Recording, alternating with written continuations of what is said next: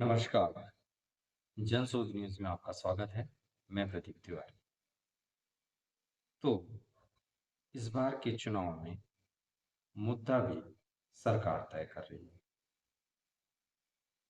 अब आप किसी भी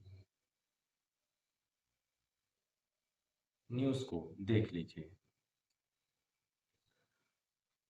बात इस मुद्दे पर हो रही है कि भाजपा 370 सीट जीतेगी या नहीं।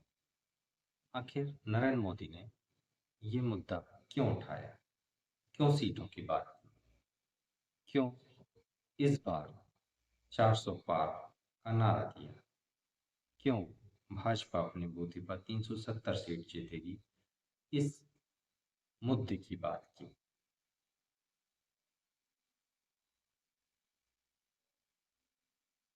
आखिर इस माध्यम से वो करना क्या चाहते और क्या नरेंद्र मोदी की इस राजनीति में पूरा विपक्ष फंस गया है। जी हाँ, अगर आप आज मीडिया खबरों को देखेंगे और उस पर चर्चाओं को देखेंगे, चाहे वह किसी भी चैनल की बात हो जाए तो बात इस पर हो रही है कि क्या बीजेपी 370 सीट जीतेगी और क्या एनडीए 400 पार करेगा इस बार। इस मुद्दे पर अब कतई बात नहीं हो रही कि भाजपा पुनः जीतेगी कि नहीं और भाजपा सरकार बनाएगी कि नहीं, नरेंद्र मोदी पुनः प्रधानमंत्री होंगे कि नहीं, नरेंद्र मोदी सरकार पुनः सत्ता में लौटेगी कि नहीं। मुद्दा किस पर बात हो रही है कि भाजपा 370 सीट जीतेगी कि नहीं। आप सोच सकते हैं कि किस तरीके से राजनीति खेला गया है और शायद विपक्ष भी इसमें फंसकर रह गया है। विपक्ष के वयोवृद्ध नेता भी इस चालाक राजनीति को समझ नहीं पाए हैं और सारी चर्चा इस बात पर केंद्रित हो गई है कि भाजपा 370 सीट जीत पाएगी कि नहीं, भाजपा जीतेगी या नहीं, इस पर बात नहीं हो रही है।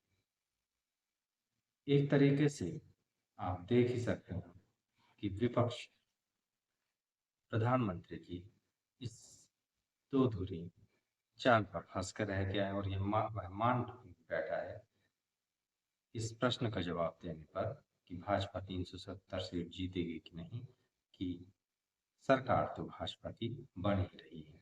अब मुद्दा यह है कि वह 370 सीट जीतती है या नहीं।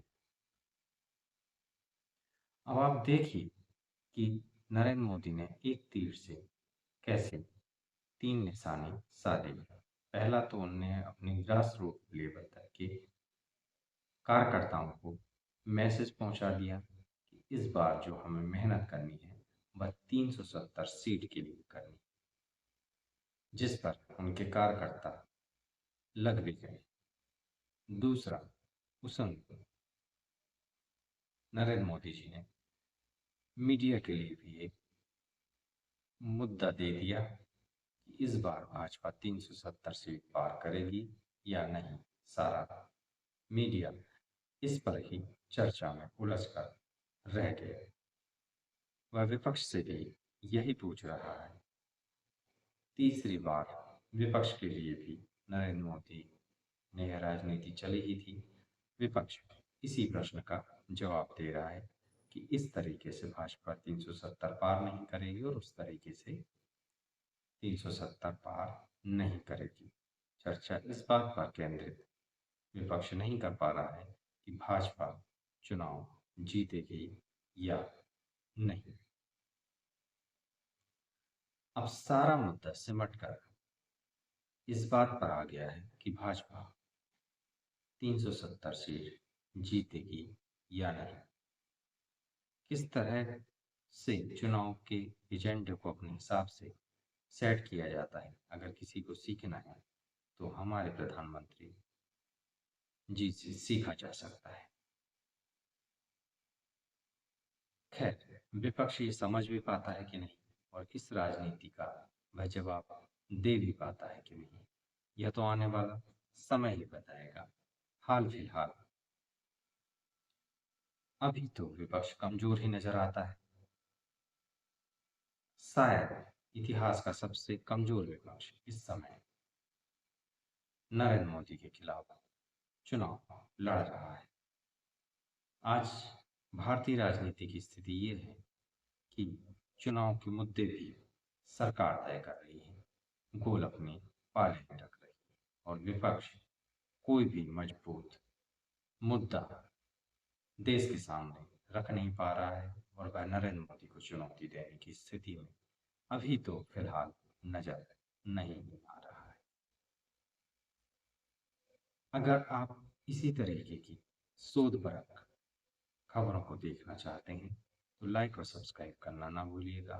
देखते रहिए जनशोध। नमस्कार।